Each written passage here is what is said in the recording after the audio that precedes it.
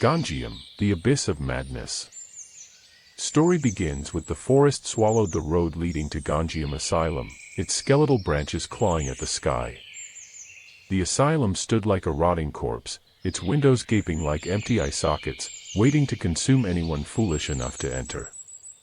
The five of us, Minji, Jisoo, Hyenwoo, Daehoon, and myself, Seojin, were urban explorers, chasing legends and horrors for the sake of cheap thrills and viral content. Our footsteps crunched against the frost-covered ground as we approached the entrance.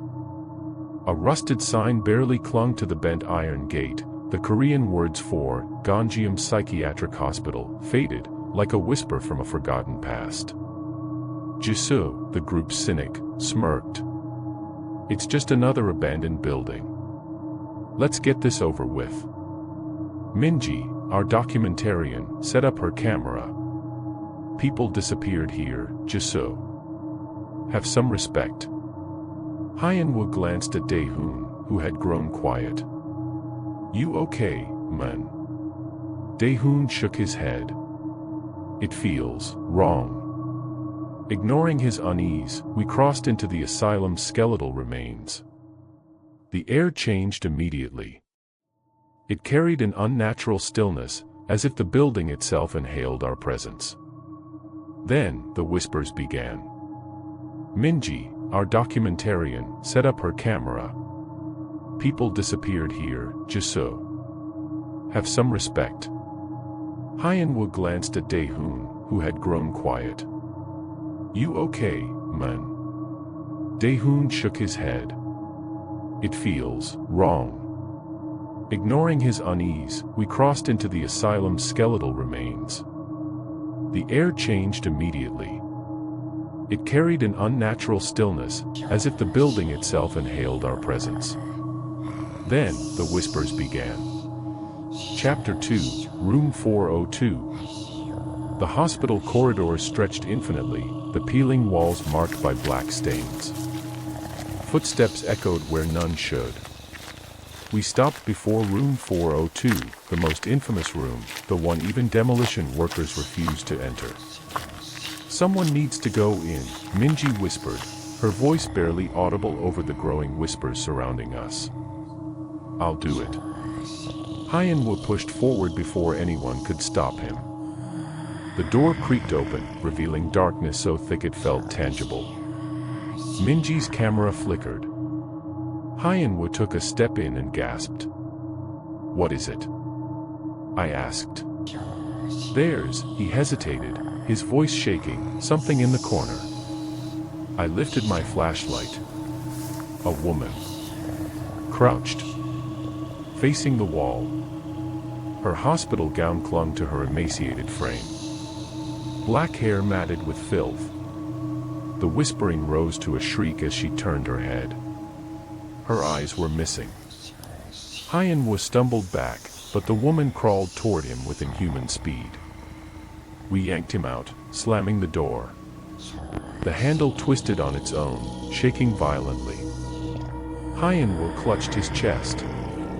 She was waiting. And then we heard it, a slow, deliberate knock from the other side of the door. 1, 2, 3. Something was following us. Shadows moved unnaturally. The air thickened, pressing against our skin like damp cloth. Then we heard it, a scream so raw, so guttural, that it vibrated through the walls. Minji pointed to an old directory sign. The sound came from the isolation ward, where the most unstable patients were kept. We should have left. But we were drawn to it. Inside the ward, doors to padded cells lined the hallway. Some still bore deep scratches. The scream had stopped, but something worse replaced it. A wet, slithering sound. We turned a corner and froze. A patient stood in the hallway, wearing a decayed hospital gown. His neck was twisted at an impossible angle. His jaw hung loose, stretching unnaturally wide, his mouth full of jagged, rotting teeth. His eyes locked onto us. Then he ran. Straight at us. Jisoo screamed. We bolted back toward the entrance, but the door we came through was gone. Impossible, I gasped, spinning in circles. It was here. It was right here. The asylum had trapped us. We needed to find another way out. Daehoon, still shaking, pointed to an old blueprint mounted on the wall. The morgue leads outside. A horrible alternative, but our only choice. As we navigated the lower levels, Minji stopped suddenly. Her camera screen showed us, but with an extra person standing behind me. A doctor. He wore a stained white coat, his face obscured by a surgical mask, the stench of decay wafting from him. Before I could react, a cold hand gripped my wrist. I spun. Nothing was there.